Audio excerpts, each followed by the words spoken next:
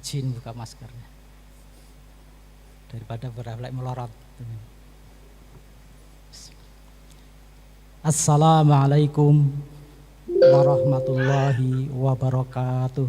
Waalaikumsalam warahmatullahi Alhamdulillah, wabarakatuh. alhamdulillahilladzi hadana li hada wa ma kunna nahtadiya laula an hadanallah. Asyhadu an la ilaha illallah wa la syarikalah wa asyhadu anna Muhammadan abduhu wa rasuluh. Allahumma shalli wa sallim ala nabiyyina Muhammadin wa ala alihi wa sahbihi ajma'in, amma ba'd. Yang sama-sama kita hormati, kita muliakan Wakil Gubernur Jawa Tengah Bapak Kiai Haji Taji Yassin Maimun, yang akrab kita sapa dengan Gus Yassin. Terima kasih rawuhnya Gus. Beliau ini tidak sekedar Wakil Gubernur tapi ulama yang mumpuni untuk Jawa Tengah. Ya. Jadi kalau beliau sudah megang kitab kuning, kita lupa kalau beliau Wakil Gubernur. Karena kiai banget dengan kemampuan kitab kuningnya. Dan beliau adalah alumni Suriah ya Gus ya. Ya. Mudah-mudahan negaranya kembali pulih. Yang saya hormati Bupati Kabupaten Boyolali, yang diwakili dari Kepala Dinas Pemuda, Olahraga dan Pariwisata. Terima kasih juga rawuhnya, dan pejabat pemerintah lain yang rawuh, mungkin dari Polda, dari Kodam, dan instansi lain dari pemerintah, baik provinsi maupun Kabupaten Boyolali yang hadir, yang mohon maaf tidak bisa menyebut satu persatu. Ketua DPW PAN Jawa Tengah Bapak Profesor Dr. Suyatno. DPW partai yang lain nggak hadir ya? Ya. Mudah-mudahan yang lain diundang juga ya. Gus Yassin sekaligus mewakili P3 ya, jadi bukan berarti hanya PAN, tapi mungkin baru terjangkau satu partai yang diundang ya. Ketua Pimpinan Daerah Asia, Pimpinan Daerah Muhammadiyah Kabupaten Boyolali, para pimpinan Ortom yang lain di Boyolali, para pimpinan Ortom maupun AMM di tingkat wilayah yang semuanya nampak hadir, dari pemuda sampai NA-nya ada kan? Oh ya, NA-nya. Ya, makasih. Dari OKP ini ada dari IPPNU. Ya, saya akrab dengan seragam IPPNU, Fatayat, Muslimat itu. Karena ponakan saya aktivis itu semua kalau jadi saya akrab dengan seragam-seragam Fatayat, Muslimat. Ketika ibu saya kemarin meninggal Gus, itu pakai baju Muslimat Gus. Terakhirnya. Ya. Ketua Umum PWIPM Jawa Tengah, Mas Huda. Ini Ketua Umum IPMPP enggak di online? Mana Ketua PWIPM? Ketua Umum PPIPM enggak diundang atau memang enggak hadir? Wah, ini ada hambatan politik nampaknya nih ya. Ada hambatan politik antara PW dan PPIPM ini. Sampai di Muswil pun tidak diundang.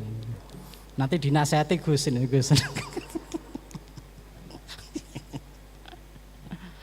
Dan seluruh utusan Muswil IPM, Bapak Ibu semuanya yang saya hormati, alhamdulillah pada pagi hari ini kita bisa berkumpul di majelis yang penuh rahmat ini dalam rangka pembukaan Muswil PWIPM Jawa Tengah. Mohon maaf satu belum disebut ini, Ketua Dikdasmen PWM atau yang mewakili Pak Tomo, dan Kepala SMK Muhammadiyah 4 Boyolali.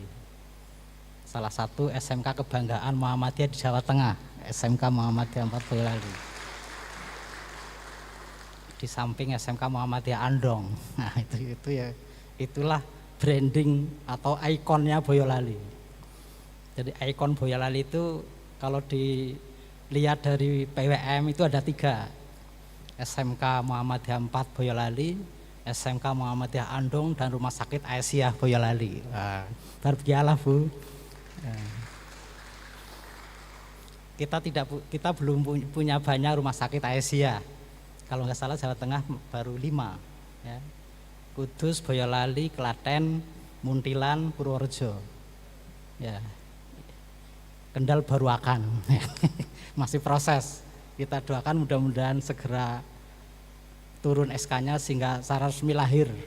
Selama belum ada SK-nya belum berani menyebut. Kalau berubah masalahnya ya. Sehingga baru 5.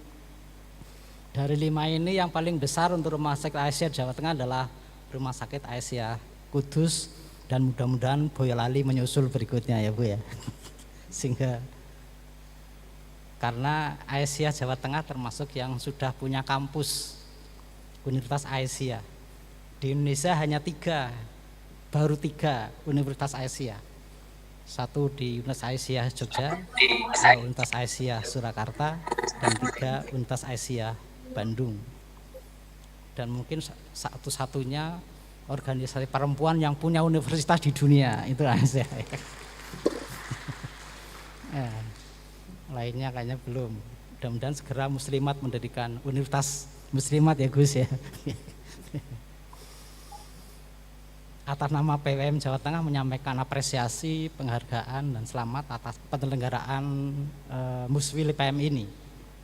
Mudah-mudahan lancar, menghasilkan kepemimpinan yang berkualitas, program yang berkualitas, dan tidak muncul musfil luar biasa.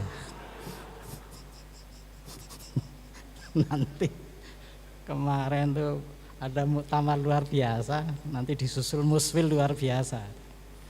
Nanti kalau sampai musfil luar biasa, ketuanya biar dirangkap ketua muda mau dia Mas Eko itu ya. Kadang-kadang saya heran anak-anak muda ini hanya ketua ortom aja kok ya sampai musyawarah luar biasa gitu. Pemuda, kemudian IPM kok ya sampai musyawarah luar biasa. Padahal kalau ingin jadi ketua PWM ngomong aja sama saya tak kasih kok kan. Angel-angel gitu ya. Daripada rebutan ketua IPM, rebutan ketua pemuda, rebutan ketua PWM aja lah. Saya kasih lah kalau ada yang mau siap gitu kan. Jadi ya nampaknya semakin perkembangan zaman ini harga ormas semakin mahal Gus itu ya. Harga ormas semakin mahal gitu. Artinya nilainya baik dari nilai keagamaan, nilai budaya, nilai politik yang pasti, nilai politik, dan juga mungkin nilai-nilai finansial gitu ya. Maka lalu semakin banyak peminat untuk jadi ketua ormas, bahkan OKP sekalipun gitu. Sehingga lalu kompetisi untuk menjadi ketua ormas menjadi sangat tinggi karena nilai tadi yang semakin tinggi juga, semakin strategis nampaknya gitu ya. Padahal kalau politik di Muhammadiyah juga tidak laku-laku amat gitu kan. Karena saya bolak-balik ngomong politik butuh 3 syarat. 1 isi kepala, 2 jumlah kepala, yang ketiga isi tas lah itu kan. Itu politik. Lah di Muhammadiyah isi kepalanya banyak tapi jumlah kepalanya sedikit.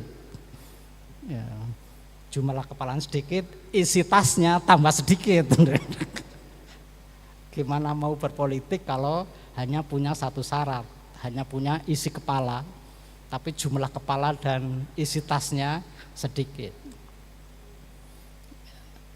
Oleh karena itu Muhammadiyah lalu selamat datang nih di IPPNU ya, terima kasih kehadirannya,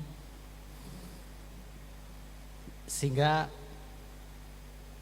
siapa yang punya 3 syarat itu itulah yang akan menduduki posisi politik, yakni isi kepala, jumlah kepala, dan isi tas. Tanpa itu ya berat. Lah Muhammadiyah isi kepalanya banyak Sampai-sampai musyawarah luar biasa itu kan karena saking banyaknya isi kepala itu kan. Itu karena saking banyaknya isi kepala. Juga di Muhammadiyah karena saking banyaknya jumlah isi kepala, pimpinan 13 pendapat. Nah itu kan akhirnya nggak ketemu lah gitu kan. Akhirnya dari rapat ke rapat karena saking banyaknya isi kepala. Oleh karena itu bagaimana Muhammadiyah sekarang jangan hanya membangun isi kepala, tapi bagaimana membangun jumlah kepala. Bagaimana membangun jumlah kepala? Ya sejauh mana mampu kita membangun komunitas-komunitas basis massa. Sehingga strategi dakwah kita harus kita revitalisasi atau bahkan direformulasi. Yang dakwah kita kemudian mampu mengajak komunitas menjadi tertarik pada Muhammadiyah sehingga bisa menambah jumlah kepala Muhammadiyah. Tetapi itu tidak mudah karena paham Islam yang puritan kembali Quran Sunnah. Ketika Quran Sunnah dipahami dengan cara yang tekstual, mekanistik, semantik, ya bagaimana mungkin Quran hadis yang turun di Arab dibawa ke Boyolali kemudian nyambung begitu saja tanpa interpretasi. Makanya kalau kita baca di pemikiran-pemikiran Fazlur Rahman misalnya, bahwa Muhammadiyah sudah membuat rumusan bahwa yang namanya agama Islam adinul islamiyu huwa ma anjalahullah fil Quran wa ma ja'at bihi sunnatu sahihatu minal awamiri wan nawahi wal irsyadati li solahil ibadi dunyahum wa ukhrahum. Itu definisi agama Islam menurut Majelis Tarjih Muhammadiyah. Nah persoalannya bagaimana metode kembali kepada Quran dan Sunnah, itu yang butuh reinterpretasi, butuh reformulasi. Jangan asal kembali, karena teks hadis turun di Arab, muncul di Arab, Quran juga muncul di Arab. Ketika muncul di Arab, background kulturnya juga Arab. Bagaimana mungkin dibawa ke Boyolali? Sehingga langsung saudara kullu bidatin dolalah, gitu kan. Wa kullu dolatin finnar. Bagaimana mungkin mau banyak jumlah kepala kalau belum saudara sudah kullu bidatin dolalah. Itulah maka kembali pada Quran Sunnah tentu ada metodologinya. Tidak secara instan kembali Quran dan Sunnah. Karena Sunnah mengkristal seperti sekarang ini itu butuh proses bertahun-tahun bahkan ratusan tahun.